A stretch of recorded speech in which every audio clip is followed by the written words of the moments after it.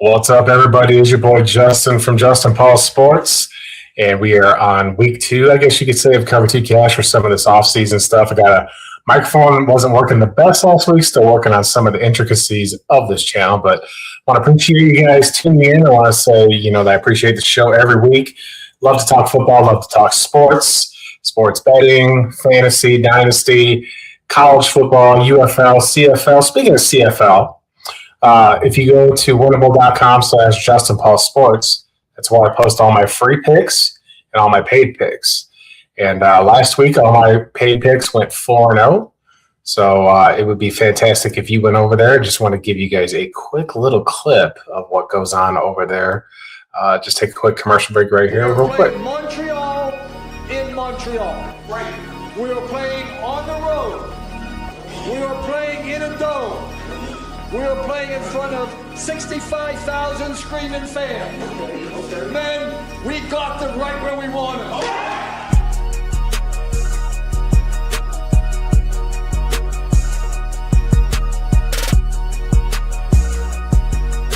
We got them right where we want them.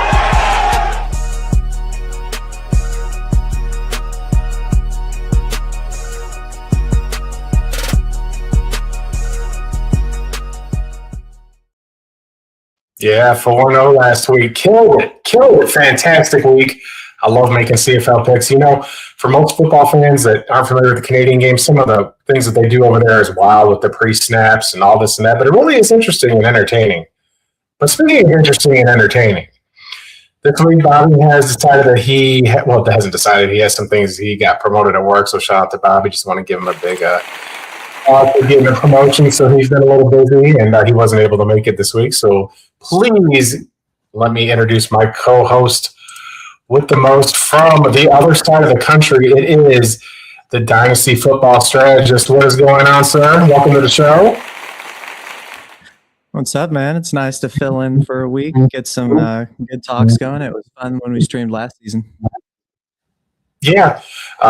You've posted, for those that don't know, we are in a Dynasty League with Bobby, and he took a still shot of my face and has used it for his PFP in the league for when the Bears did the unthinkable and threw some amazing cannons, and just let the luckiest plays, and in that, just ridiculous. People forget that the Packers had the ball and had a chance to win the game there and nearly threw for the win, but neither here nor there. We're going to talk about Caleb Williams for sure later in the segment because Lord knows everybody wants to talk about the Madden athlete. So, we always see how that kind of goes. What's going on your side of the world? Not too much, man. Really excited for the start of college and NFL football. It'll be good to see some long touchdowns again, play some fantasy. Can't wait for that. There's going to be a ton of smack talk, dude. Yeah, it's good. You should do stuff like that, man. Our lives, there's a lot of crazy going on in this world right now. Everything from high gas prices to groceries and all that. It's just kind of a way to relax and unwind and, enjoy your Sundays if you just want to do some sports betting or do some fantasy or just hang with your buddies. I mean, I go to my cousin's house and watch football a couple times a year just to get away and relax and enjoy the day, man. Our lives are too short to not enjoy them. So, but today we are going to go over 10 burning questions that people want to know right now as far as I'm concerned. So you can jump on board or you cannot jump on board. But thank you guys for joining. I have 7 viewers. If you want to come in the comments, please do. I would greatly appreciate that. Well, let's get to our first question. And folks, I'm not great with all the graphics and all that stuff. This is the first one I've ever made by myself. Bobby usually makes all this stuff for me. He made the intro video. He's made practically everything. So we're going to ask the first question here. Can Patrick Mahomes return to MVP form, and is Kansas City's dynasty in danger? You want to start off here? What's your take on this? Yeah, so I want to give Patrick Mahomes all the due that he deserves. Elite player. He's reached elite heights. Came out swinging much better than somebody whose jersey I'm wearing right now initially, right? I do want to say, though, can we just can we just take a step back and look at what he had?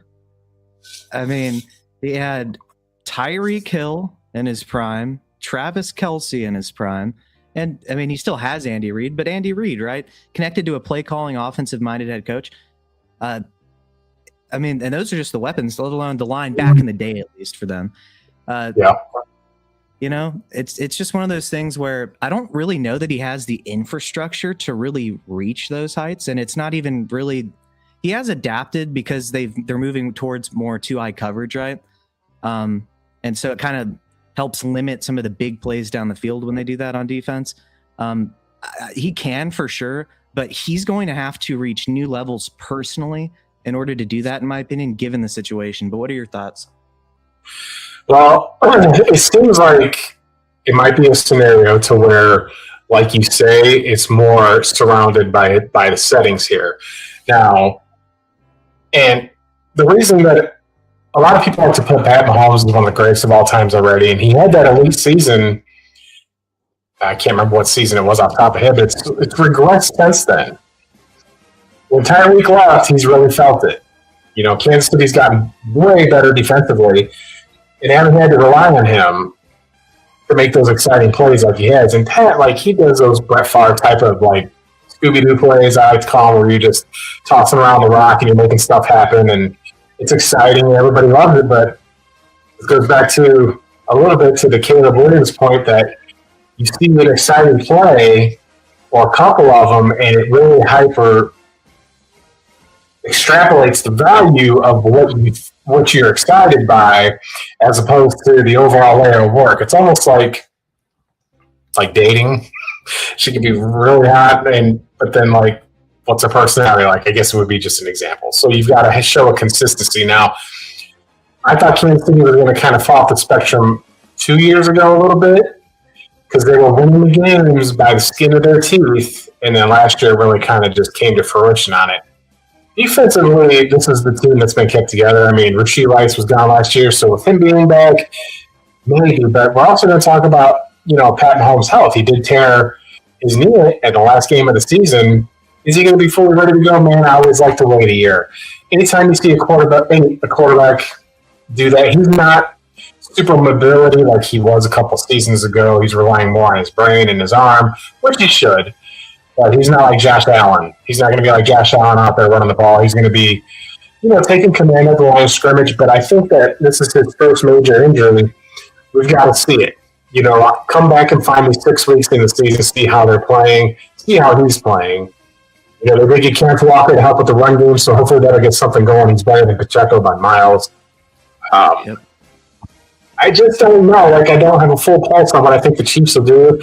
But is Dynasty in danger? Yes. I'm going to say yes on this.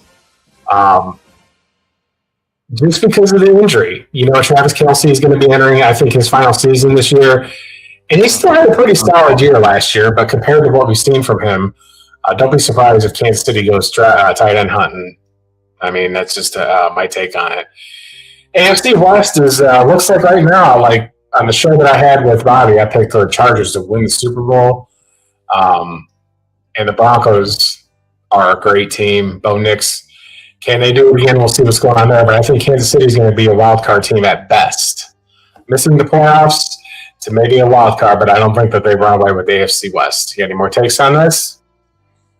Oh, yeah. I did want to say that good point with Kenneth Walker. That is going to be something he hasn't had since the days of probably Kareem Hunt, like a long time ago, you know, towards the beginning of his career, being Patrick Mahomes, and for Hunt too.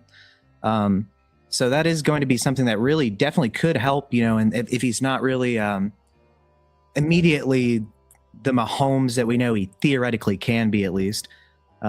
It's been a long time since he's had a dominant run game, and sure, we don't know that it'll be dominant yet, but I mean, I think there's a lot of upside with Kenneth Walker in this offense. Yeah.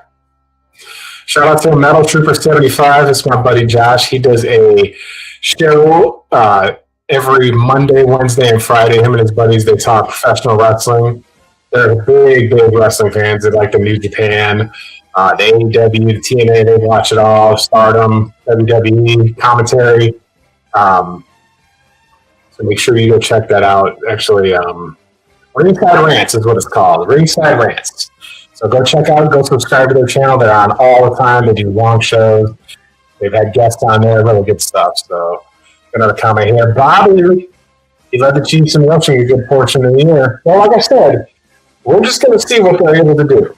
We're going to see what it's just a matter of how we're going to do. The Chiefs are over. Kansas City out. So we got some. I mean, I think I agree. I agree with our advocate there that I just like we got to see how Mahomes does with coming back from an injury. So shout out to our 8 viewers, most of the people I know, but I appreciate their support big time. So let's move on to the next burning question, because we just got to have some burning questions. Instead of burning, let's just play a little segue into it. Where is it here? Hold on, I thought I had something. Let's see explosion going on, a little bit of fire. All right, next question. Are the Rams the new super team in the NFL? Stafford and Garrett, Super Bowl favorites.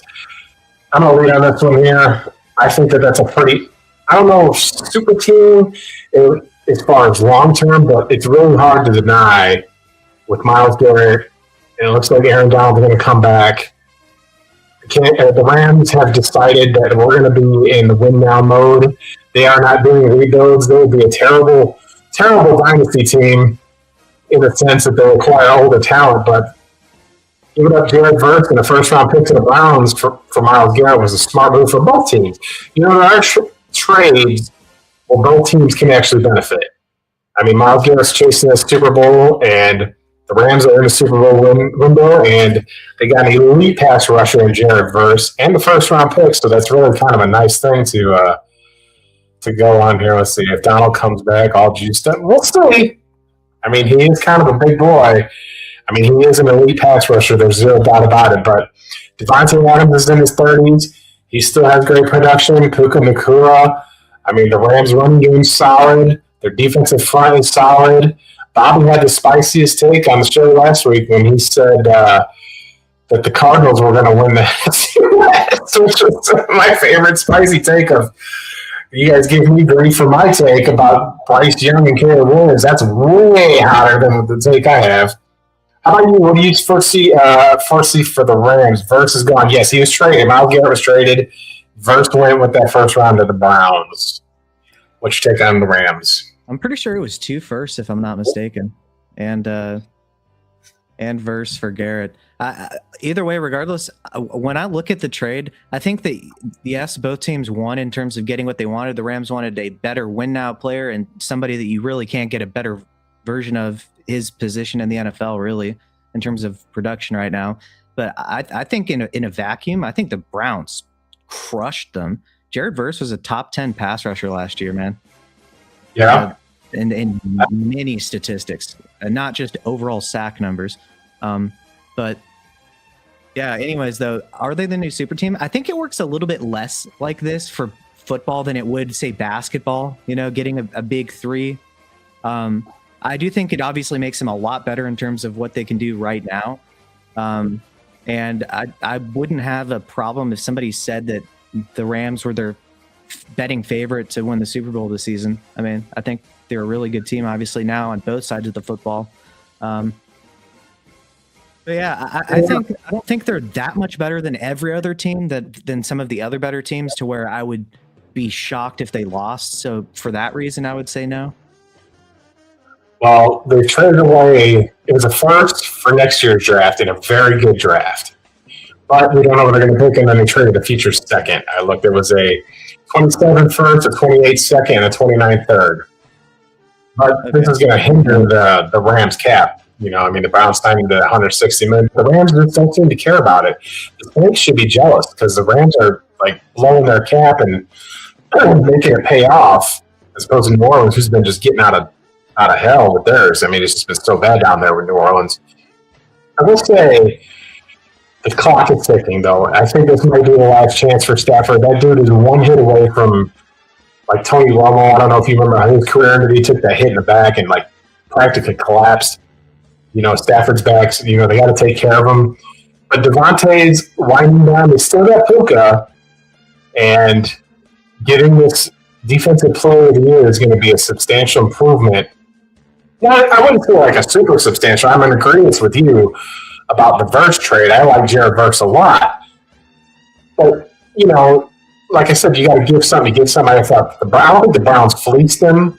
Like I said, I think it's a pretty even trade considering what the Rams are doing, what the Browns are realistically doing. I think the Browns are trying to acquire as much 27 to get a quarterback in that next draft. I don't know if they're going to start Shador, what they're going to do out there in Cleveland. But, man, I really like that roster in Cleveland a lot. They are a playoff team 2 years ago. They did all right with Flacco for a bit there, but super team maybe for one season, but long term, the dynasty is eventually going to cook. I mean, it's just eventually going to fizzle out. Yeah, I think I do agree with what you said. They both won the trade in terms of getting what they were trying to get. But man, You're telling me all that capital and a younger top 10 rusher, dude, that's a lot of.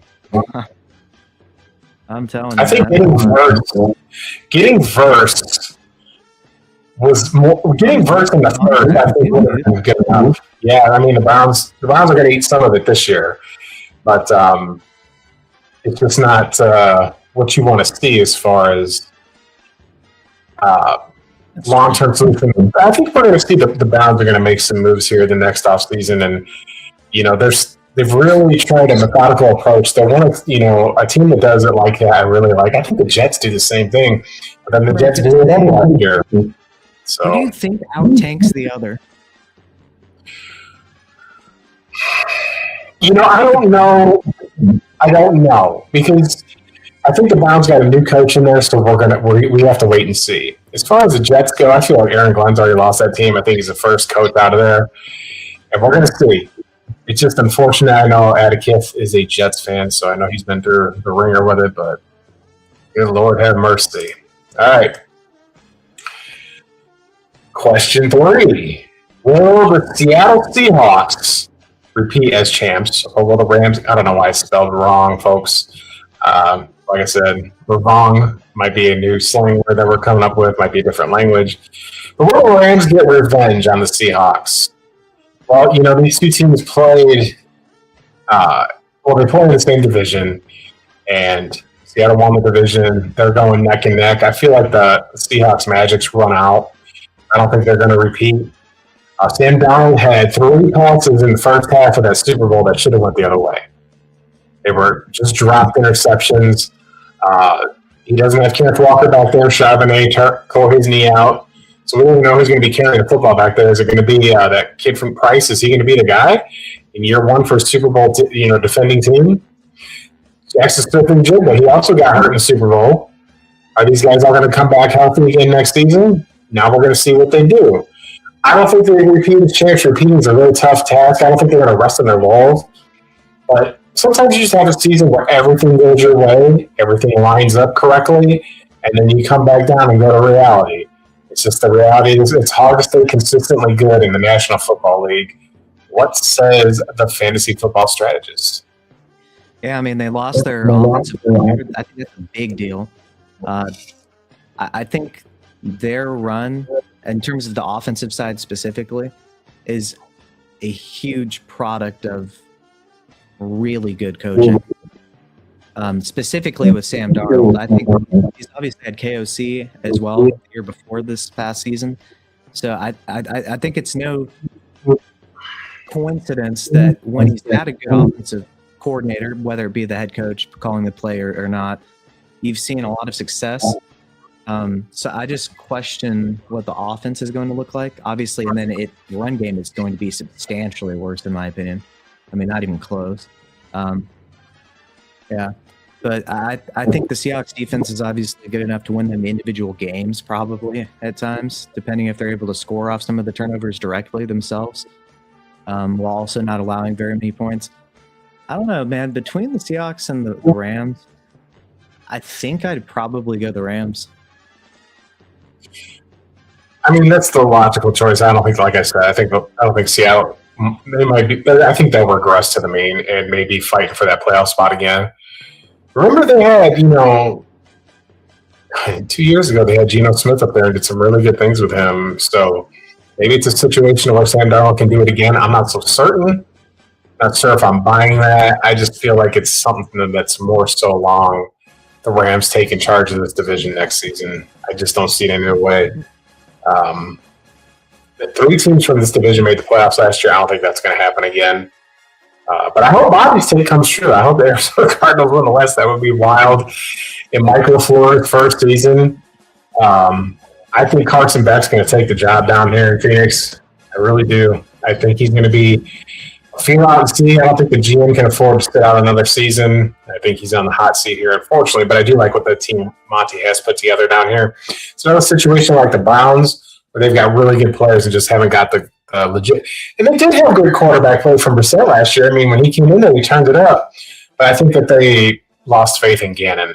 That's what I think was happening going on in Arizona last season. So, what did he say? Remember that viral video? Do you have fire in your gut? Yeah. That was now he's running the talk I've ever heard in my life. He's running the defense in Green Bay, baby. So, I'm sorry. Well, you know, here's the thing. There's two sides to that coin. Actually good. Well, the first is, you know, he did have a Super Bowl winning defense in Philadelphia, right? And they've got great defensive players in Green Bay. They do. And Micah Parsons is going to miss he's going to be on the PUP list. But the Packers have a real chance to start 7-1. The schedule's real favorable in the front half of the season.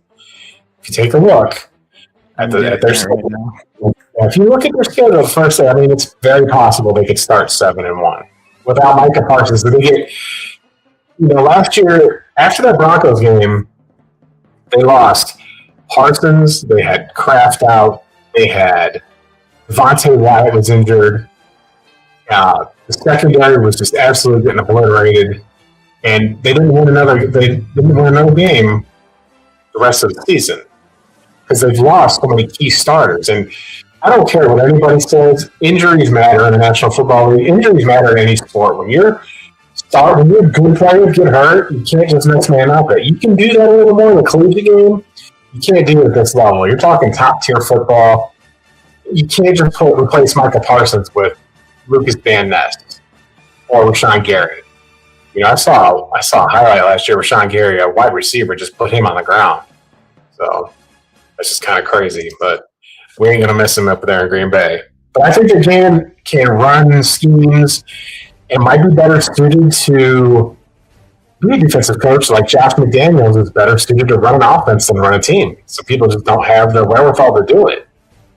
You know, it's just not in their DNA, I guess is the thing you could say. And, you know, when you're kind of a odd-colored, you know, like strange dude in a sense, it has to work out for you or you're just not going to make it. I think Michael LaFleur was the right hire, an offensive-minded coach, plenty of pedigree, lots of winning. He's in a division with Shanahan. The roster's not atrocious. You got Marvin Harrison, Michael Wilson. You got the best tight end in the NFL. I think Trey McBride is the best tight end in the NFL. And you just got to get the quarterback situation right defensively. They got Sweat. They got, you know, pretty solid pass rush up front. They've got, you know, LT Overton missed half the year with injury. I'm sorry. LT Overton missed half the season. He was their first-round pick.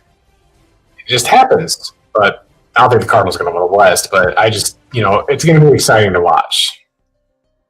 They're another place where, much like the Jets and the Browns, where if you put a good quarterback in there, the Carson Beck, people, you know, like I'm going to say this, like I'm an Alabama fan for those that are watching, and I never, you know, I respect Georgia football a lot. I just respect Georgia football quite a bit, and I've seen that guy win the SEC championship. I've seen him win in big games.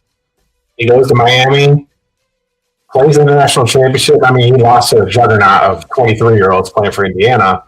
But it was driving with the game on the line. People like to make fun of him because his eyes look a little googly and he dates very questionable women. So those are the prices of success. But I don't think his quarterback play is awful. I think he's better than Brissett. And I think that drafting him in the second round shows that they're going to give him some steps. I mean, Saints drafted Tyler Shuck in the second round. He turned it on in the second half of the year. And the Cardinals are playing peekaboo with Jacoby Brissett about his money, so we'll see. But moving on to the NFC West. And moving to some drama for your mama. The AFC. Can A.J. Brown and the Patriots be a marriage made to push this team even further? I know last season they did make the Super Bowl, but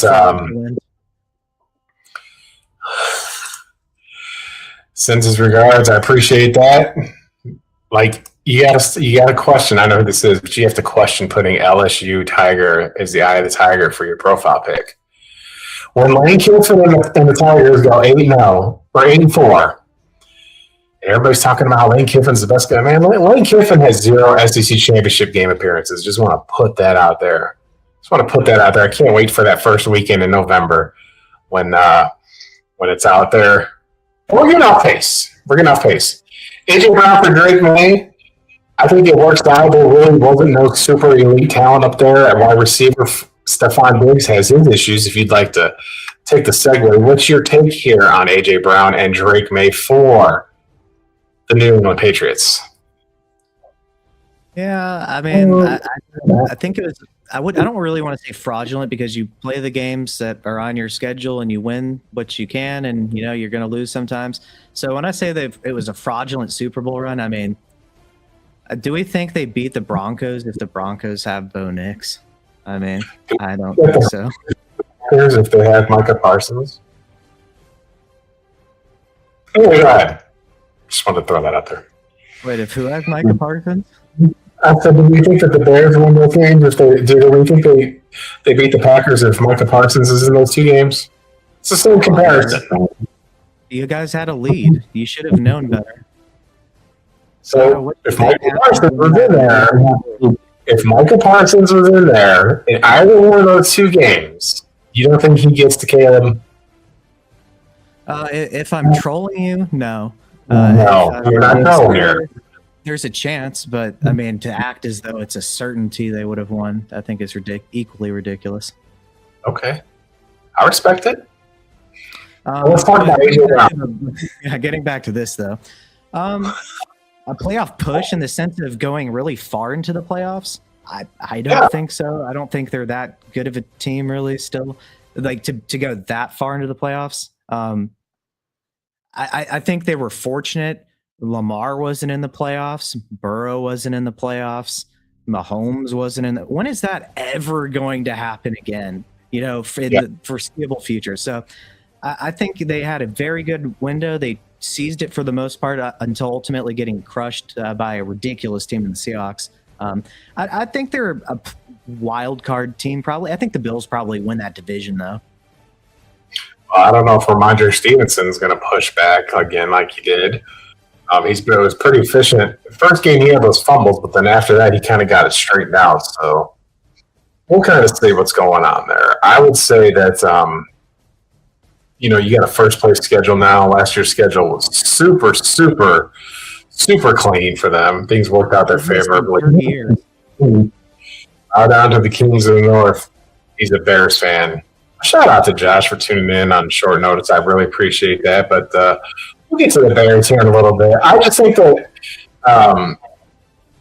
like you said, you still had to win those playoff games. New England still had to get the job done. Mm-hmm. And I am going to ask you a question here. My answer to this question is no. Do you think that wins are a quarterback stat? I think that you can't. No, but they, in my opinion, in terms of any individual player on the field, have the most opportunity to win their team a game, in my opinion.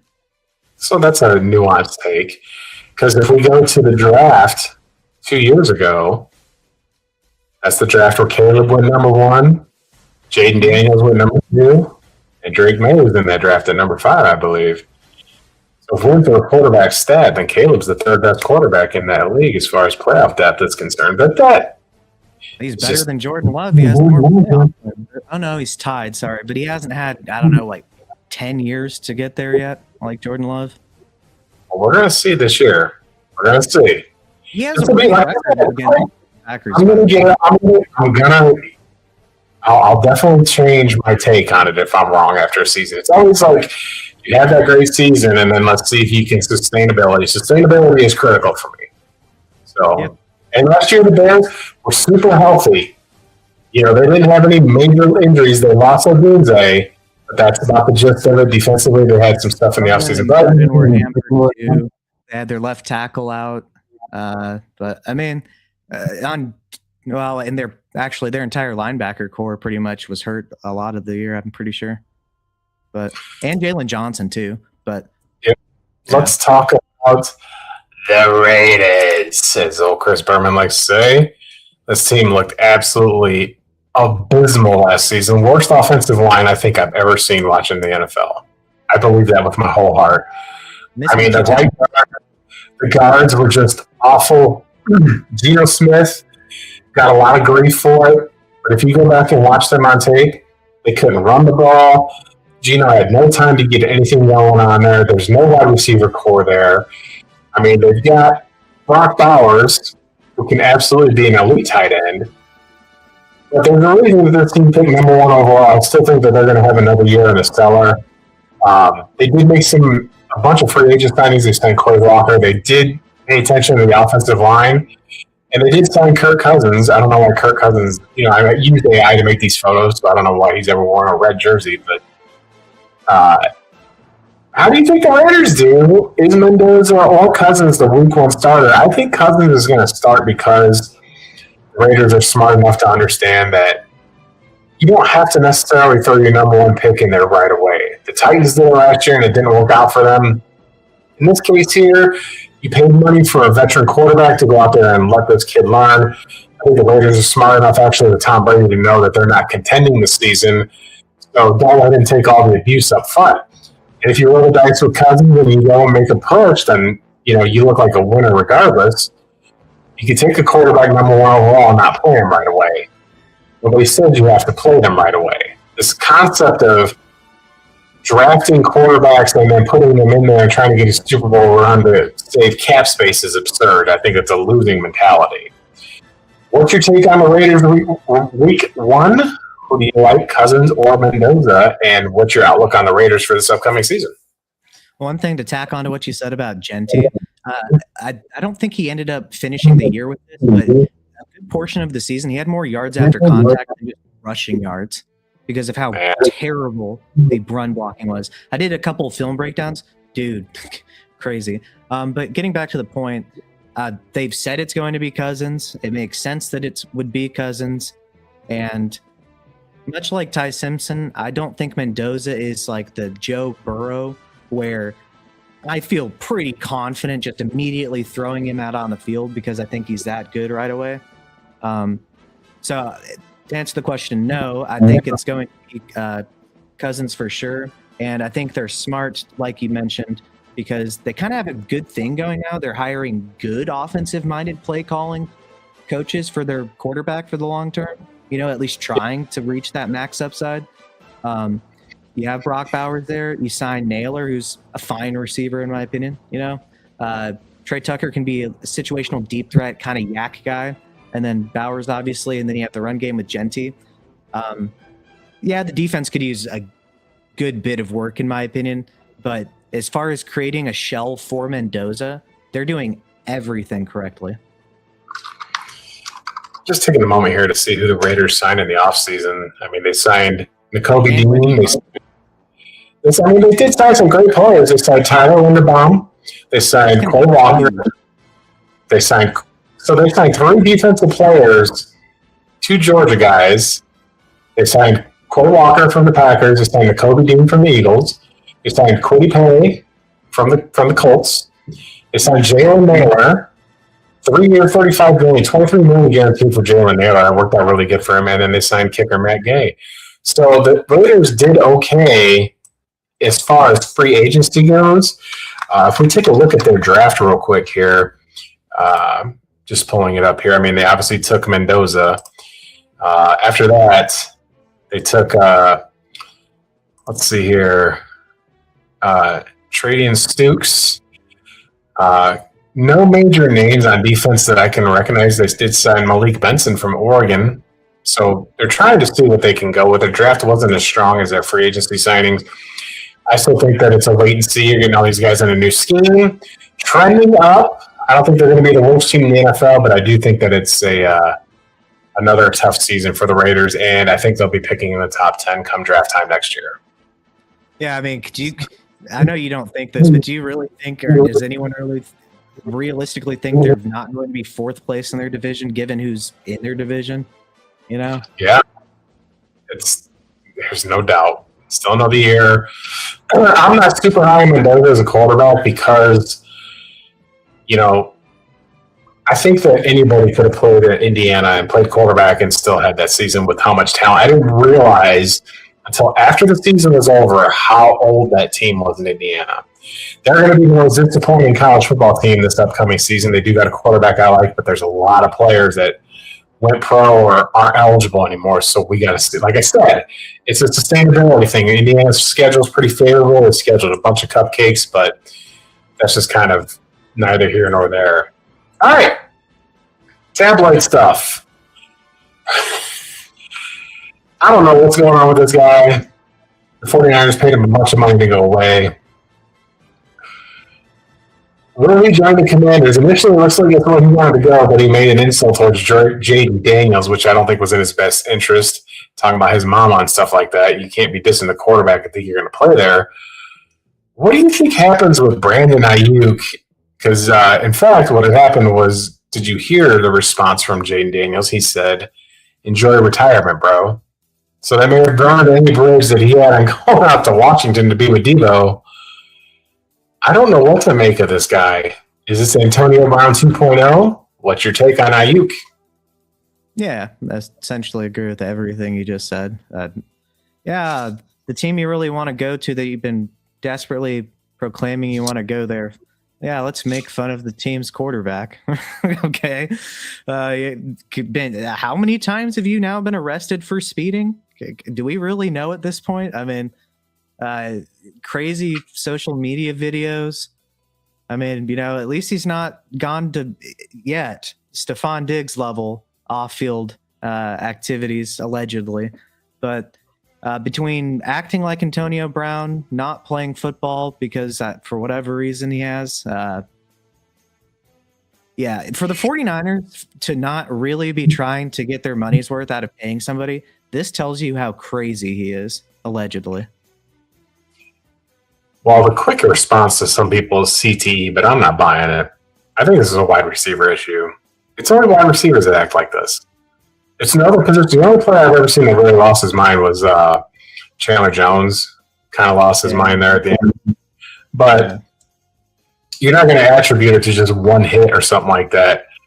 I don't think that he's going to end up in Washington. You have to show some humility. I don't know if it's like I just can't place it. I'm trying to figure out these kinds of things. And he got all that guaranteed money from San Francisco. And when he played, he was really, really good. He's tough to defend. He's tall. He knows how to run those routes. He's fast. He's a very good player in a high-efficiency offense out there under Shanahan. I think that anybody that signs him, I think he's going to take a pay cut. I don't think he's going to get the money he wants to get. I don't see any suitors out there. I can't even see a spot where he might fight in. The Cowboys aren't going to go after him. That's usually where these outcasts with talent go. Who's a wide receiver really willing to roll the dice on him? I can't see it anywhere except maybe Kansas City might be the dark horse here. They got Rice. They put up all his nonsense. They've got Worthy. If you add him in there, I think you got a really, really solid offense to get things going. He didn't play much football last year, so there shouldn't be any injuries issues. Sometimes you can be like this and go to a place with a structure and it straightens you out. There's something going on in San Francisco with their players because the offensive players are never happy there. It's him, it's Debo, it's always something. I know Deke likes to talk about it a little bit and say, they got Mike Evans, but maybe he goes to Tampa. Could you see Ayuk down there with Baker? Listen, I've got a soft spot for the NFC South. That would absolutely be Canvas television.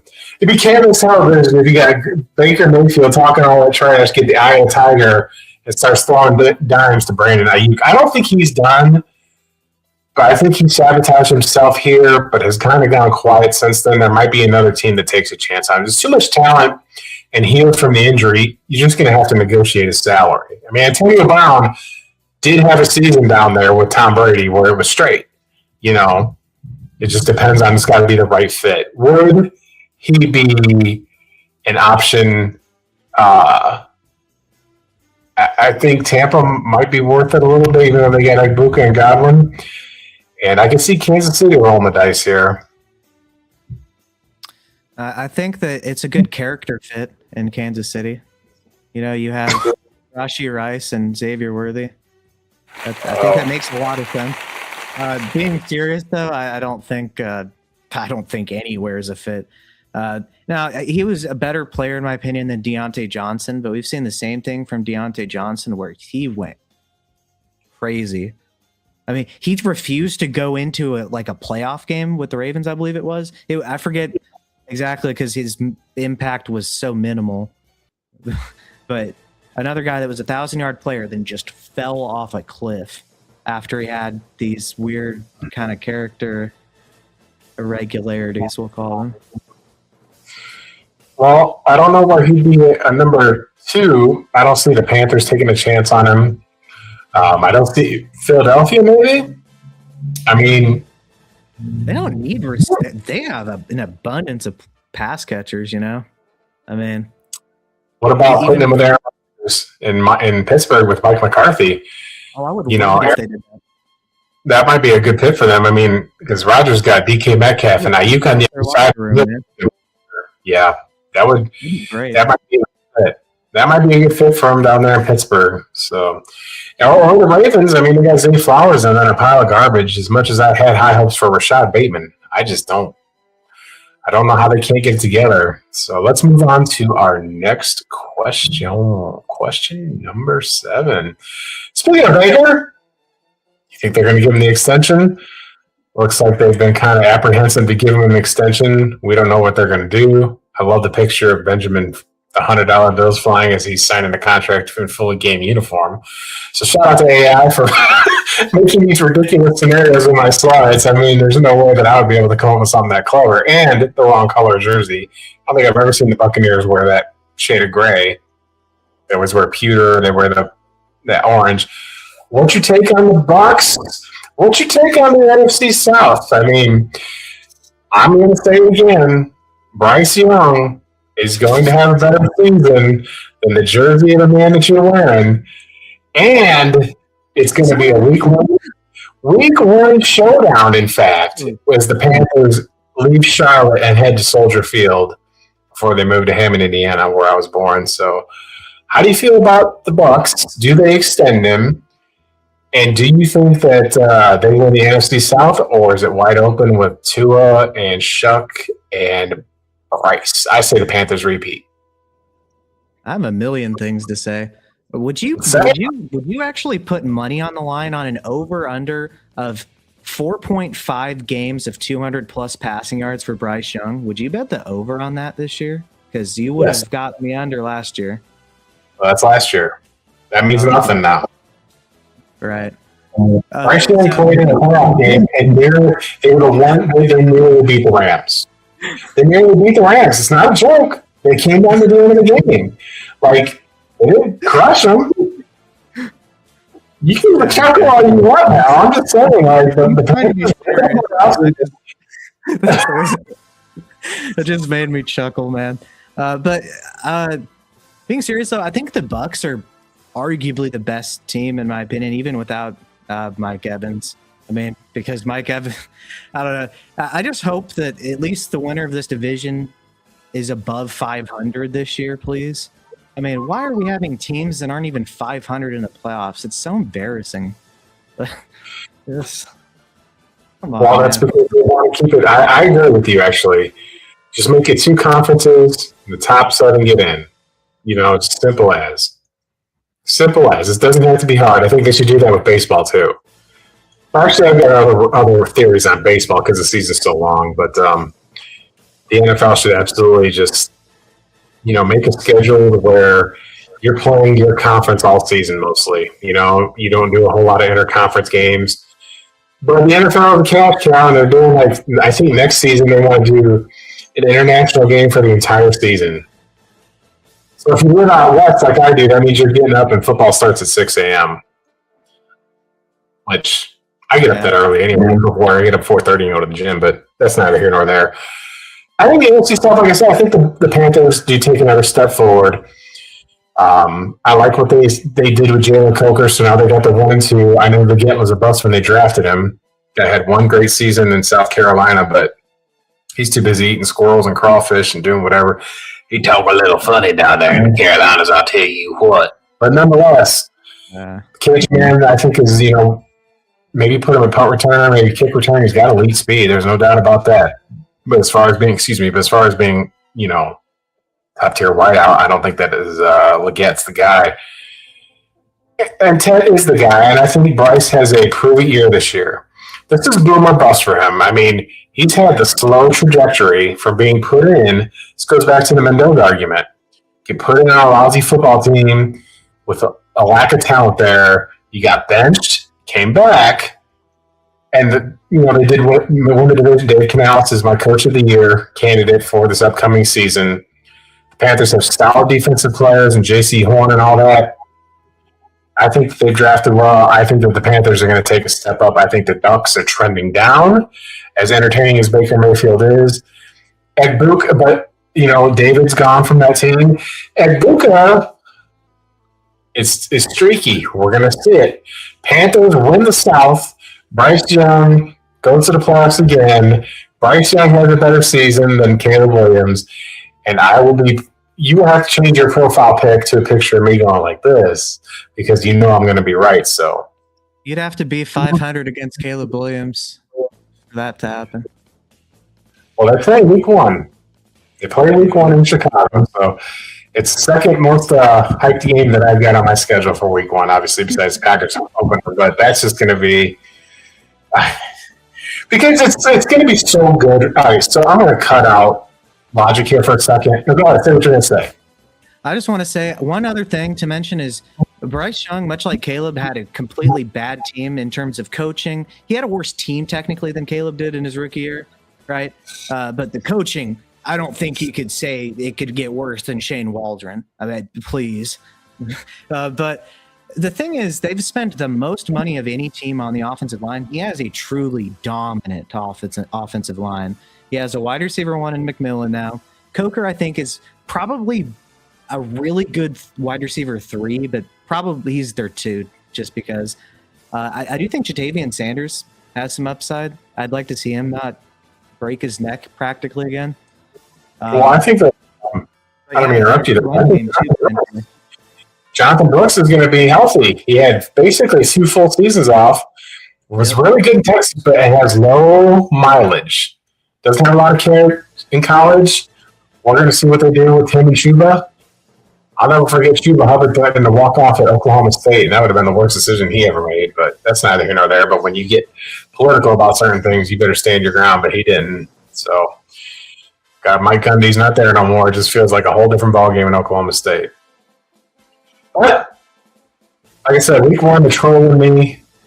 My guy from Alabama, Heisman Trophy winner, first overall pick, Bryce Young, goes into Soldier Field and just slaps around the Bears. And the Bears fans are going to be in such shock. They're going to be like you. They're going to be like, oh, my God, we just lost to Bryce Young. Oh, my God, we were on the cover of Madden. Oh, my God. Oh, my God, we beat the Packers twice. It's like we won the Super Bowl. Oh, my God. When Caleb Williams throws a pick 6 to lose the game, I will be live, folks. I will be reminding y'all that somebody around here knows ball. I'm not saying my boy doesn't, because he does, but I'm just saying. Next question. Here we go, ladies and gentlemen. This is the moment that I've been waiting for because I put these questions together. And this is going to be, let's take a look at that. Biggest sleep or the biggest collapse? Lead us off. I've got to say, in all seriousness, your Caleb Williams takes are the most biased I've ever heard in my entire life. But yeah. So, but I'm biased in favor of him as well. I just don't think as much of towards the extreme of what you could be, where you could be. But biggest leap, Yeah, go biggest leap first. that's tough. I mean, Who's going to be the team I could see that the was- Chargers, like you're saying. I think Yeah. the Mike McDaniel kind of initial boom before offenses or defenses rather figure kind of to scheme out and figure out what they can do. There's a potential if they would stop dying every year, across the entire offensive line, all their playmakers, if they could just stay healthy for 1 year with this Mike McDaniel hire, I think they have the potential to really boom. So I'm going to go with them for the biggest leap. But what do you think? Well, I think the biggest leap is going to be Cleveland Browns. I really thought about this. I'm rolling the dice here. I'm rolling the dice on this pick, another hot take, maybe not super hot. I think this is going to be so grossly unpopular with football fans, but I think Deshaun Watson is going to be a week 1 starter. And I think if he just has an okay season, right? If he throws for 30 touchdowns, 10 picks or less, 3,500 yards, the Browns can win the North. And I think that's the biggest leap from last season. They got Jared Verse. They've drafted so well the last 2 seasons. I like Quinshon Judkins. I like Harold Fannin. I like Jerry Jeudy. I like their defensive front. I like their secondary. Everything about the Browns is screaming for another playoff push here. Even if they go Shador, who's had a year to kind of discombobulate his nonsense, and maybe he got a little bit humbled. But I think the Browns take the biggest leap, and I think that there's a possibility the Browns and the Bengals are fighting for the AFC North. As much as I know you're a Ravens fan, this is a year-to-year league. I think that with the Steelers, well, I think with the Ravens getting a new coach, I think there's going to be some growing pains there. That's all it is. It's not an indictment on the Ravens as a whole. It's just when you change coaches, you generally don't arrive the first year, or there's a transition. I mean, realistically, the Ravens were a missed field goal away from getting in the postseason. So I just think that there might be a little step back there. We're going to see how Lamar adjusts to a new offense. We're going to see Mike McCarthy's a proven winner. Everybody likes to dog that dude, but he wins everywhere he goes. He won in Green Bay. He won in Dallas. I don't know why the Cowboys fired him. They were stupid to fire him, in my opinion. I think the Steelers were really smart to hire him and have Aaron Rodgers have his last hurrah. He even said it's his last hurrah. So it's going to be fun to watch the Steelers, even though I'm indifferent on them. But I think the Browns are the biggest leap. Yeah, I mean, I think the Ravens take is.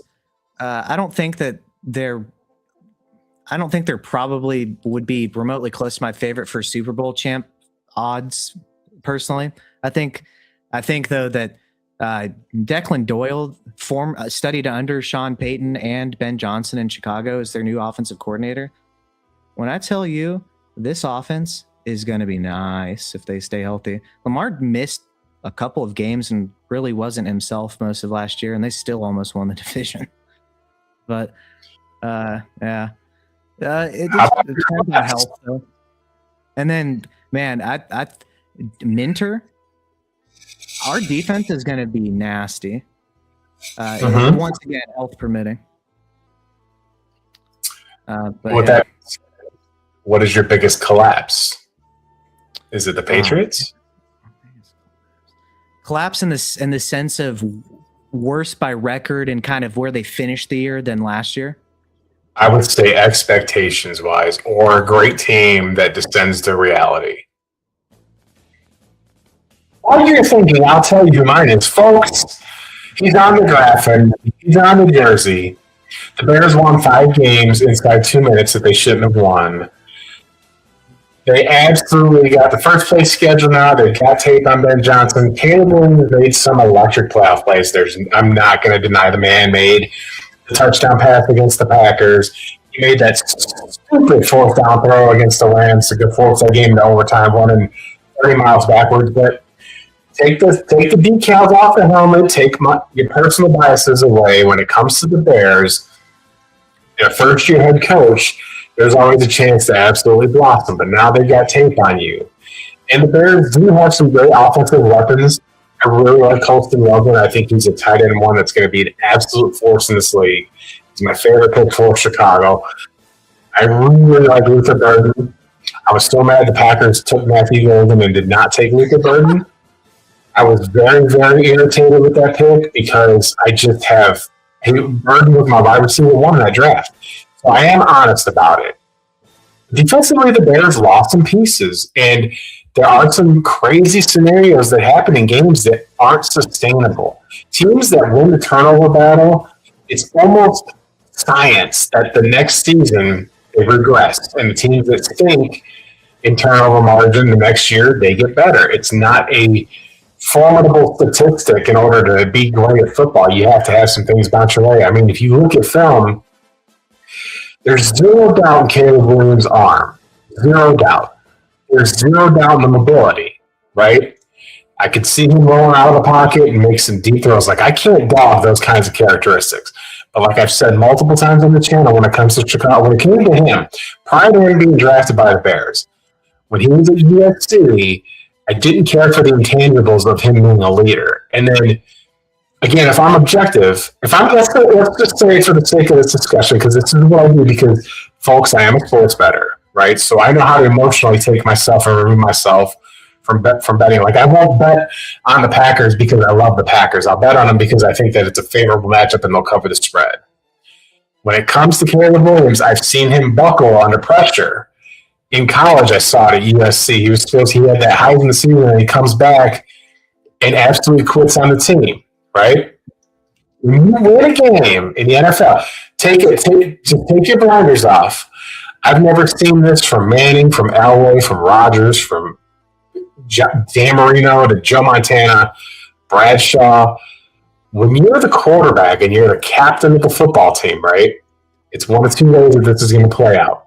Either I'm dead wrong and it's a new era of humanity, or when your quarterback goes to the table in the post game and starts flapping his tongue and shredding some cheese, is that a personification of your leadership in your locker room? And is your head coach ripping off his shirt saying good, better, best?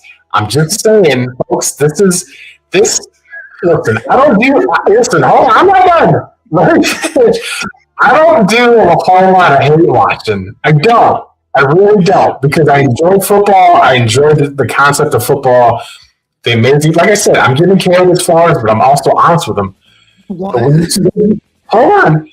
The hate watching me is going to be either I'm going to have to take it on the chin in the worst way this next season, or I'm going to be the most insufferable Packers fan, because I do think getting the first place schedule, getting film on him into this scheme, and losing key parts of your defense to where they can't. I don't know if he's got the magic. If he can do it again, I will absolutely back off, but I don't see it. I don't.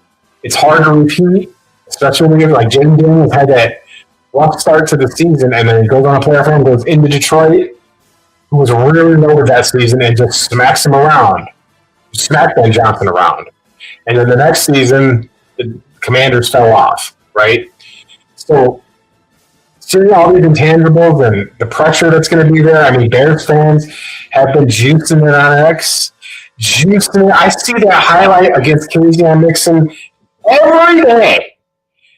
But they never show the highlight of him throwing over the same corner 3 weeks prior, and it's a pick to lose the game. They're not balanced about it like I am. I'm just saying, if I took the decals off and I saw this team with a quarterback who had questionable mannerisms, folks, you're not going to have the same feelings about it. How about you for biggest collapse or my take on the Bears? I'll back you now. Allow me to debunk everything that essentially was just said. Okay, so we're bringing up some character issue from college that hasn't shown up since. No. Okay, so the guy crumble under the pressure. I don't know, the guy that had the most comeback wins last year. Gosh, I don't know if we should have any reason to believe he could handle pressure and come back. Gee, what else was I going to debunk? There was so much there. No. I agree in general. They probably see some regression with a more difficult schedule. I do think though that I think going into year 2 in this offense, Caleb's going to be a lot more comfortable. People like to criticize the accuracy, and that is a legitimate concern. He needs to get better there. There's no getting around that. But people act like he didn't just go from the highest or most highest in pressure to sack ratio to one of the least in the entire league. What else? The general ability to just throw the football away instead of trying to force something into nothing. Like this guy, I understand he threw 6 interceptions in 2 playoff games. In general, this guy basically never turns the ball over. I mean, you can say what you want, and there's added context. Like some of the, I believe at least 2, maybe 3 of those interceptions were arm punts on 4th down where, okay, then they would have just had to punt the football anyways. I mean, it's not the same thing.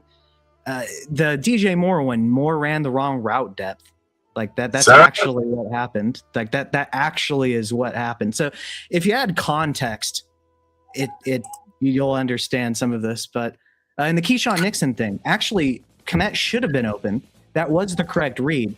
Nixon, absolutely to his credit, changed his man and went to go cover him. He shouldn't have been there to begin with. His man was lost on that play. So, I just want to add some context there. So let's add some context here. Let's take a look at your DJ Moore running the route and quitting. So imagine being able to build. I didn't say quit. I'm just going to skip this here for a second here. So I forget. Somebody that's really good at this film for this, by the way. So how much pressure is he under right here?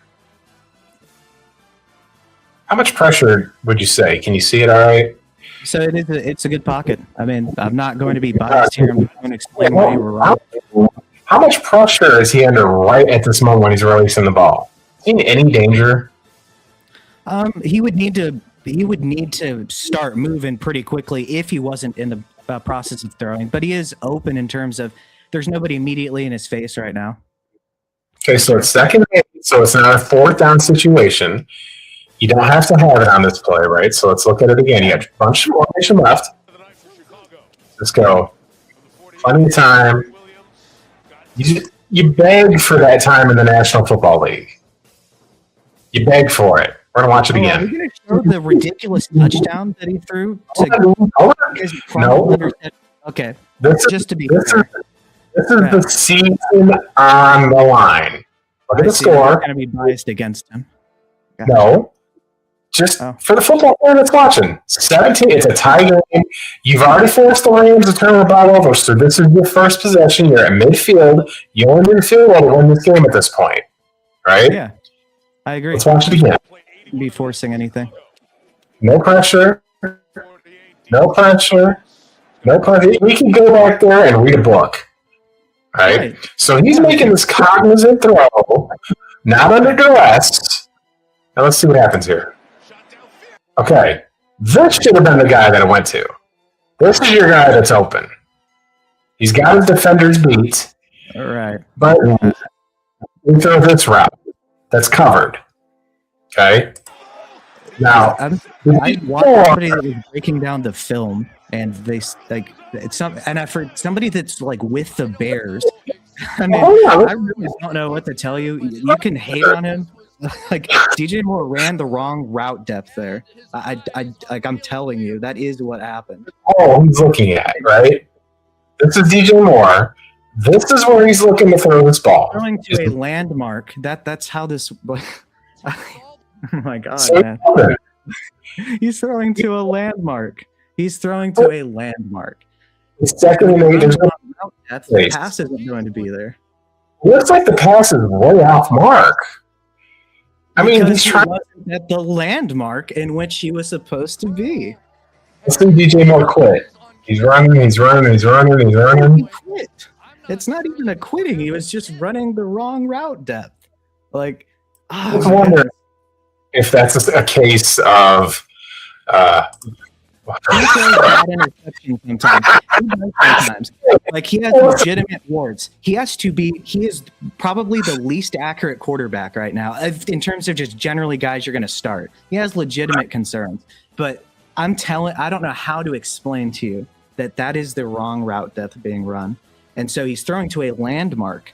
And so when he's not at the landmark, the ball doesn't go to him. If he was at the landmark, the ball go to him. Okay. Yeah. Okay. Sometimes he has interceptions that are just his fault, though. Like, that is true. I mean, but are we going to show the ridiculous touchdown that he threw? Which one? I know. God, that could be a bajillion of them. His most viewed clips and highest and best highlights were like the career best of most players. The one versus the Rams. Now, what's interesting, I want to preface it. He understands that when they put Kmet in motion, he's going to get a smaller corner on him, and he's going to have the one-on-one against the corner. So when he throws this pass, understand, guys, when you're watching this, he knows that Kmet's going to be one-on-one, and it's a perfect football. There is some PI, though, on Kmet, in my opinion. They didn't call it. I personally think it was a push-off, but it wasn't egregious exactly either, but I would probably have called it. So. Okay, hold on. Just take a look here at some leadership. Right. Take a There's look the at bias that we love. I'm not biased. This is what he did. Let's take a look here, folks. Well, no, it's the way you frame it. Man, look at that guy. That's their Super Bowl. And Floods love Why it. didn't Jordan Love win that game? I don't understand. Why didn't I don't. What happened? Let's take a look. Oh, I guess if he was a little bit tougher, he probably. I mean, see, I can be ridiculously biased too. Here. It's funny how that works. Here, let's take a look here. Now I'm just looking at stats here. So 24-46, so the completion percentage isn't great. Threw for 323 yards, 4 touchdowns, no picks. It's impressive. Did they win though? Let's look at Caleb Williams. Did they win though? Let's look at his stats here. That's tough. Let's take a look here. So Caleb Williams went Mighty tough. 361 yards, 2 touchdowns, 2 picks, 24-48, so he's right at 50%. But just to be fair, was this one where Love allowed delay of game right after a timeout? Was that this one? Let's take a look here. Composed in clutch situations, leadership. See, I can just pick out random plays where there's where it makes the player you're referencing look poorly. Like, well, let's look at this right here. This is the touchdown pass. Now this is clutch because the season's on the line. now understand, he's doing this like it's not just a random throw, because I suspect that's how you're going to probably try to frame it. Not in the playbook. Running back 20 yards is not in the playbook. And if you look at this, let's look at one thing that most people don't look at because they're Bears fans. All right? Interference, potentially. It's not the worst, but I could see it. Right here. Yeah. Okay? What does he do? Why is he going forward? Yeah, he pushed off on him. I mean, I said this 10 minutes ago. If you're going to try to pretend like I'm not saying that that's true, I mean, you know. It's impressive. I mean, it's clutch. It's a clutch play. It doesn't matter how you get the touchdown as long as you get the touchdown. But let's just see. Can Caleb Williams do that for a full season next year? Look at McVay shocked. For a whole season this year? They're gonna show it again. So let's just show the other angle. Like, they should have lost the game right there. They only needed 4 yards. Oh, I guess they're not going to show it. But nonetheless, I think that the Bears are going to take the biggest leap. All we hope for that is just get the negative. No, I showed positive play.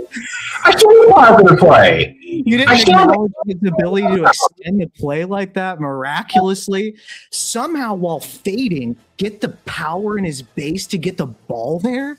Dude, that's insane. Is Okay, again, is it sustainable? That's my Achilles. That's the Achilles heel. If he does this all year next year, I'm telling you, I'll back off it. One season ain't it.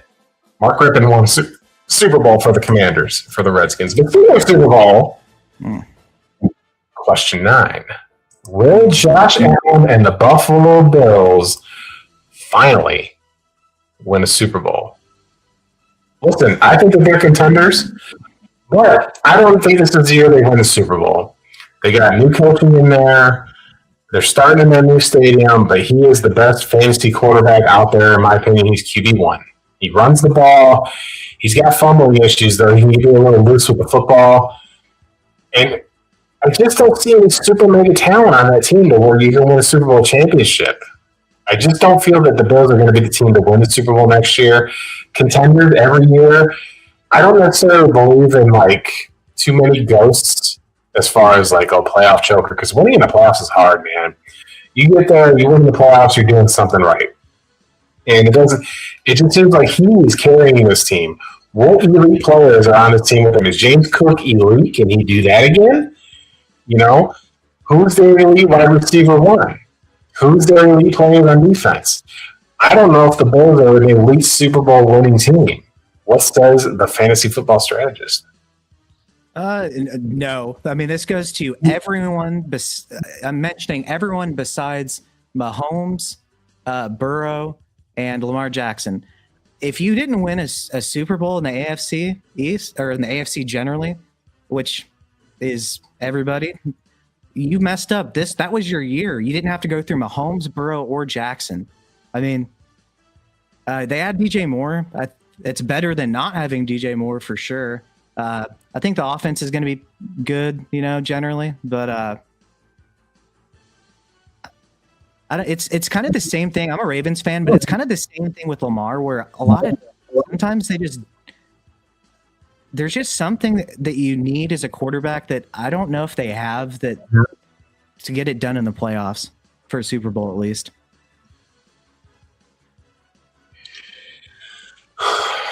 Well, they definitely should have. They definitely should win the AFC East. I think Miami's going to be the team that picks number 1 overall in the next year's draft. I do. All they got is Malik Willis and Devon Achane. I don't know what they're going to do down there. That's a team that's regressed from bad. You trade Jalen Waddle. I mean, just holy crap. Bradley Chubb's not down there anymore. He may have been gone for a while. That's how bad the Dolphins are. The Jets, I don't think are going to get there. And the Patriots, I think that the Bills are going to establish dominance over them this year, and they're going to win the AFC East. So they're definitely, in my opinion, the lock to win that division, even though I don't like to use the word lock. But I don't know if winning the Super Bowl is in the cards. I don't think Mahomes is going to make the playoffs. I think Kansas City misses it again. I think Lamar misses it again. But I think Burrow and Herbert are going to give him grief. I think the Bengals and the Chargers are going to play in the AFC Championship game. And the Broncos can, give this team a hard time again. So it just doesn't feel like Josh Allen's going to win the Super Bowl for the Bills. Yeah. Any other takes on the AFC East? The AFC East.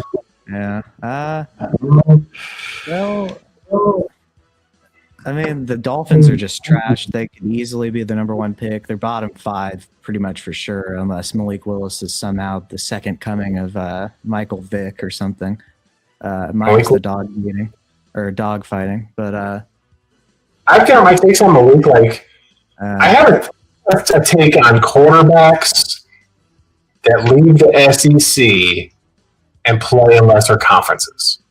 Okay? So Malik Willis went to Auburn, and then he says, I'm going to go to Liberty and play for Hugh Freeze, right? And was still projected, to be a first-round, potentially number 1 overall pick. Mm-hmm. And I think that if you downgrade in your college competition as a quarterback position only, it's a red flag. Bo Nix did it too. He went from Auburn and went to Oregon.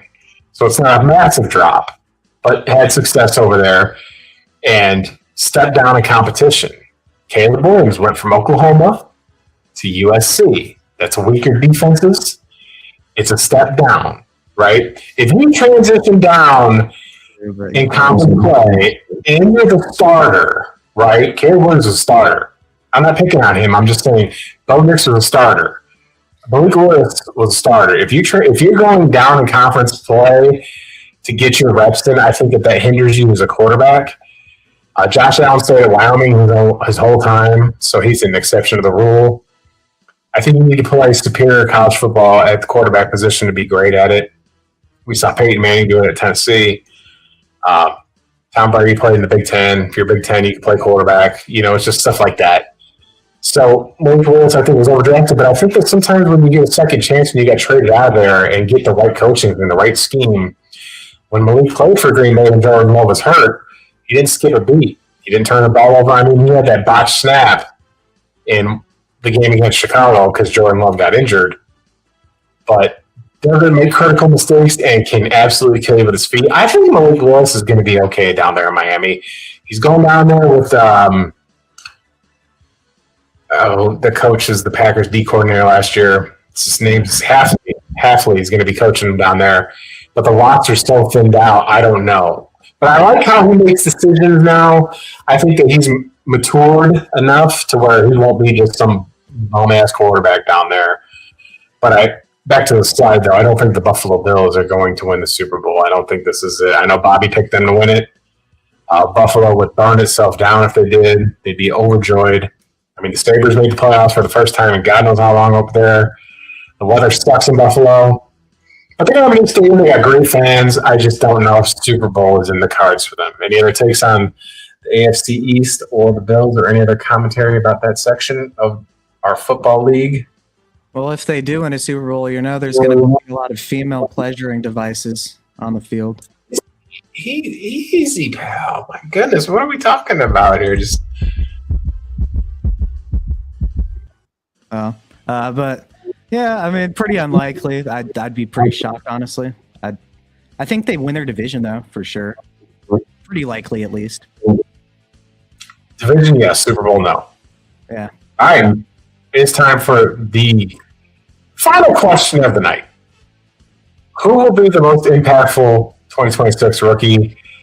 The still frame is killing me because it's all Raiders players. But that's neither here nor there.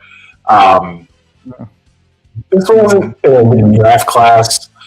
My personal pick for the most impactful has got to be Caleb Downs. I think that he was right in there in Dallas. I think he's a Hall of Fame player. I don't like to talk about rookies like that at all. I don't even like to use that word. Oh. Did I lose sound? Is that better? Is that better or is it the same? Better or the same? I can hear you, though. Something's going on with Mike. But either way, I think that we got a situation here where Caleb Downs is going to go into Dallas. It's going to be a much-needed help in that secondary. A lot of people like to give Jerry Jones grief, but I do think that he is efficient enough to where he shoots his shots and gets players he gets. I thought that he got robbed in the Parsons trade for getting Clark and Tuke first because the Packers made the playoffs, so the pick isn't as high in a bad draft class. And I think he knew he's at least savvy enough to know, look, I can't pay him what I'm going to pay him. And I think he made some good moves going out and getting, Kenny Clark's older, but then you paired him with what's his name from the Jets. Quentin Williams was a good acquisition for the Dallas Cowboys. Mm-hmm. And is Deron Bland going to return to form? I mean, the Packers, when they went down there a couple of years ago as a 7 seed and put the belt to them, was because they were undersized in the middle of the football field. Jordan Love even said, we knew they had secondary guys playing linebacker.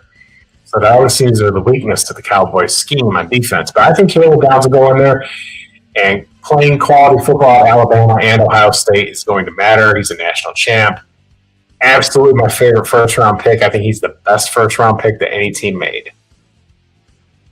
What other rookies do you like? Yeah, Malik Neighbors had every right to be pissed when they passed on him twice and let him go to Dallas. I think from a defensive standpoint, I could not agree more. Caleb Downs reminds me so much of Brian Branch, and only if Brian Branch could stay healthy. Roll Tide. Yeah, really good player. Moving to the offensive side, because I think that's kind of where I haven't really thought too much about the defense, but I agree with your player take in general on Caleb Downs. He is that good. I think it's going to be a kind of down year for offensive guys. It was a really poor quarterback class, but they're not even going to start. So a lot of them for at least the majority of the year. So kind of usually you have a lot more candidates that you could say for quarterbacks. Running backs, it was an absurdly bad class this year as well. Price, in my opinion, it was more of a late second round talent, but it's just that there was no depth this year behind a tremendous prospect in Jeremiah Love. I think Love will be, though, among running backs, probably one of the more impactful ones. I think that Price is probably in a bit of a committee, as gross as that might sound. I don't think that any other running backs, unless there's an injury, are really in positions to produce very much. Receivers, I think Carnell Tate's probably one of the better producers, but I think he's a wide receiver too. I mean, I think he finishes with about 700 yards and maybe 6 to 7, maybe 8 touchdowns. I think he's okay, but I don't think we have a Neighbors like rookie year or Puka like rookie year. And then at tight end, Sadiq, a lot of mouths to feed, no quarterback. Stowers, you're behind Goddard. So I don't know. I think probably Jeremiah Love, if I had to say. Maybe Carnell Tate if he surpasses what I think he can really be as a rookie. You think Love just wins the job outright down here in Arizona? I mean, they still have Connor and they still have Trey Benson. And they have they just signed Algier. So that's like a full-headed monster. Yeah, all those goal line rushing touchdowns, you can kiss those goodbye. They're going to go to the backup running back. To quote the dastardly Arthur Smith, Bijan's a really good decoy. Well, that's why he's not the coach there anymore. I mean, he loves him some Jonnu Smith. He loves. We have I don't know. Jonnu Smith. I would say when it comes to the tight end position, I think that one guy that's grossly undervalued or just not being used right is Darnell Washington. That guy is 6'8", and he blocks like a and lineman. Yeah. And yes, before I knew you, when the Packers needed a tight end, I was like, please draft him. They drafted Luke Musgrave. And I'm like, you got to be kidding me. And then they drafted Tucker Kraft. And that's worked out. Yep. But I was screaming to the heavens to just draft him because he's big. He's your perfect red zone target. You can throw him in the middle of the field. He can get up over those linebackers. They can't keep up with that guy. I thought the Steelers got a steal with him. I mean, I know there was an injury there, but he's at Georgia. You get Brock Bowers or Darnell Washington. That's one of your choices. Imagine your run game with Jacobs healthy, with Washington added as like a sixth lineman practically. He limped into the playoffs as well last year. So the Packers have a playoff game. Well, it's going to be a good season. Like I said, I've got a hate watch for the first time in God knows how long. Like, I can't think of the last. The only time I really hate watch, kind of, was sometime when the 49ers play in the Super Bowl. I really enjoyed them losing those. But other than that, I don't really have a whole lot of hate watching that I do. I don't, because I'm a sports bettor and I care about winning my bets and being smart about betting and not letting. But the fan in me still exists, and to see the 49ers lose that game in overtime on the last play of the game, it's just a chef's kiss. It's one of my favorites, especially since people are already starting to hate Mahomes then. And, one of my favorite betting stories is when the Patriots and the Falcons played. I put some money on New England -3 with the line, and I put money on the Pats to win. And at halftime, my wife comes up to me. We're at my cousin's house, and she whispers in my ear. Whispers this. She don't know shit. Excuse me. She don't know a Billy Pooh from Billy Pa when it comes to football. And comes and whispers in my ear and says, "You should have taken the Falcons." So at halftime, I put some money. It's a true story. At halftime, I put money on the Patriots money line to win the game, and ended up winning $500. I had like $40 left, and I can't remember what it was, but I ended up winning $500+. And everybody that I was with were all wanting Atlanta to win. And I wanted them to lose because they just beat Green Bay 2 weeks prior, which wasn't shocking because Green Bay had trashmen out there playing the secondary. Like, they had absolute worst secondary. Like, Rodgers was carrying that cross for that team. But nonetheless, they won the game. It's one of my favorite Super Bowl wins ever because not only did they win, they covered the 3, so I won both my bets. And I got to tell my wife how wrong she was in public, in front of everybody. Like, that was just, and she brought on herself. It brought on yourself. When you come to talk trash to the king, you best be correct, right? Because I don't do a whole lot of trash talking, but if you do it to me, I'm going to return. And I'm going to return with accuracy and fire. You want to know the craziest bet I didn't win but almost won? Well, that's everybody. Okay, no, I'm telling you. Okay, so Broncos versus Panthers Super Bowl, right? Yeah. Before the Super Bowl, I bet my friend $20 that the Broncos have 2 defensive touchdowns. They had one, and they were on the 2 or the 1 before. They were this close to getting me 2 defensive touchdowns to win that bet. That's a crazy bet to make.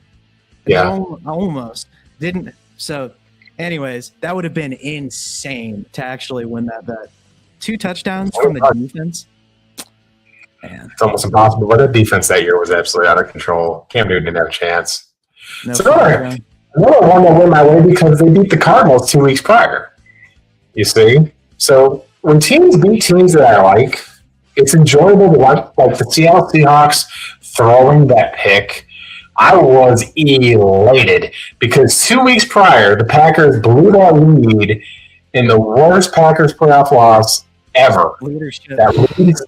They picked off Russell Wilson 5 times and couldn't pull it off. It was the biggest choke. It's still the most painful Packers loss for me is that NFC Championship game. But to see them lose after Tyler Lockett makes that stupid circus catch and Pete Carroll's choking on his gum, oh my God! I think that might have been my last true hate watch. Was that game I want New England to win because everybody hates New England, and I really hate what happened in Green Bay or in Seattle 2 weeks prior. So it was really, really good. But we got way off track with the rookies. I think Caleb offensively, I think I'm with you on Carnell Tate. I think they're just going to feed him. I think statistically he's going to get fed. When you draft a player that high, you're going to put the capital in him. I do like how Brian Daboll runs offense. He won a national championship at Alabama. I was really sad to see him go to the NFL. But I think he'll get another coaching job. I think he's going to have a good year down there with Tennessee, and I think you might see him be the next coach somewhere else. Don't know where that vacancy would be. Right now it's way too early to tell, but there are some teams that are potentially going to be on life support. The Jets might come calling. You just don't know. I think he can do some things. So, but with that being said, do you have any more takes on any rookies? Not in particular. I think it's going to be kind of a down year unless there's some real injury luck because this class just was not as talented as a normal class. I mean, there's a reason that the Packers were so willing to give up future picks. Yeah, I mean, you got Micah Parsons, but I mean, teams knew this class was not going to be particularly great for the most part. On either side of the football, there really isn't a superstar. I was so happy for Ty Simpson to go. I couldn't believe it. It's the best football about. Yep. Man. He had some flashes of really good stuff when he was down there at Alabama. Then it came out later that he got injured in that Oklahoma game or whatever it was, and it showed. And because I'm convinced now that that's why they got throttled in the SEC title game. They had to see something to where they weren't scared of the run, so they were just going to get after it. And Ryan Grubb, runs this very unique offense. I don't know what to expect from Alabama this year. I think they're going to surprise people this year. They constantly have just been writing this team off every year, and it just gets worse for the Bama haters. I think Alabama, Texas, and Georgia, two of those 3 teams will be in the SEC championship. So I like his spacing a lot more for college than I do the NFL, being Grubb. Yeah. I think it works a lot better in college. But Georgia's got the team that looks like they're going to win the national championship with a returning quarterback. The coaching's there.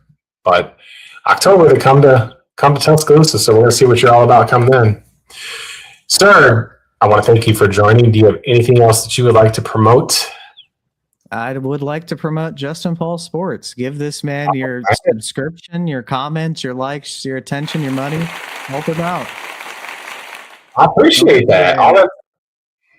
But folks, he's been taking tabs on my Caleb Williams picks. I mean, the man who's a Ravens fan, he's got an Ed Reed jersey on the wall, but is wearing a Caleb Fingernail Williams jersey on this show.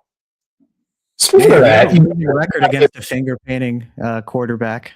You know what's funny is that Des Bryant jersey autographed?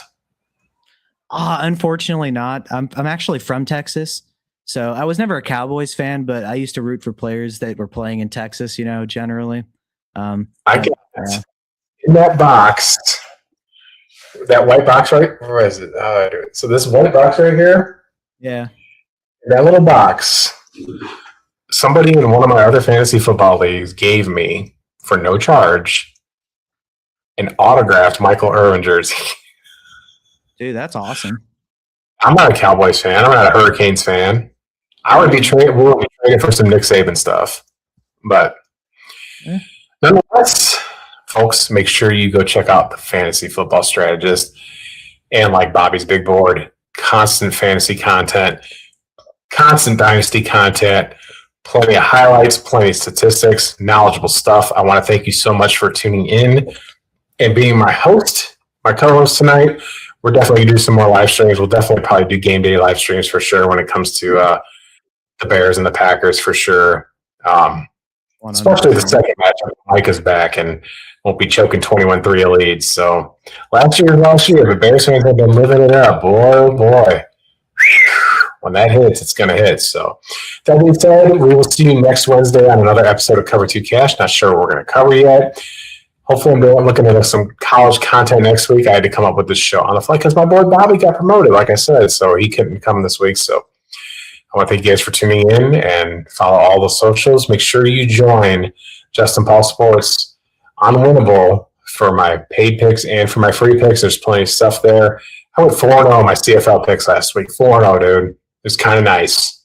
And 2 of my free picks hit. So when the free stuff hits, everybody likes to eat. So we'll see y'all next week.